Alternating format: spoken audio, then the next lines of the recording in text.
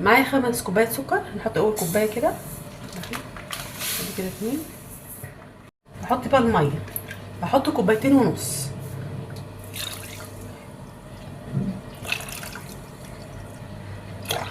كده 2.5 كوباية تمام كده. كده حطيت 5 كوبايات سكر على 2.5 كوباية ميه، واحطهم على النار يغلوا وهنشوف هنعمل ايه.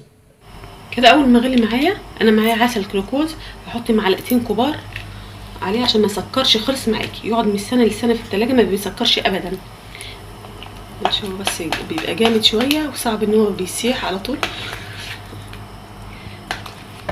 انا هحط المعلقتين بصوا وهو جامد شويه، فانا هعمله واحط عصير نص ليمونه، نص ليمونه كبيره شويه تمام كده. يغلي غلوتين كده واروح طافيه عليه، واكون انا حطيت العسل الجلوكوز اللي هو الجامد ده يكون فك من معايا تمام كده. كده بعد ما غلي معايا انا هطفي عليه واسيبه يهدى شويه ونقدمه مع بعض ونشوفه بقى شكله ازاي. وكده بعد ما الشربات خلص معانا وهدي معانا حطيناه في طبق، وبعد كده هشيله يهدى خالص وهشيل البرطمان في التلاجة. بصوا القوام بتاعه ينفع لجميع الحلويات، ما يسكرش معاكي ابدا عشان حاطين العسل الجلوكوز تمام كده. واتبقى معايا برده في الحله اهو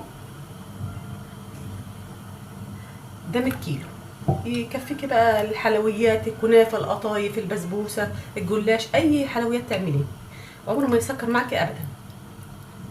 وهنعمل بيه وصفات ان شاء الله باذن الله في رمضان باذن الله. وكل سنه وانتم طيبين.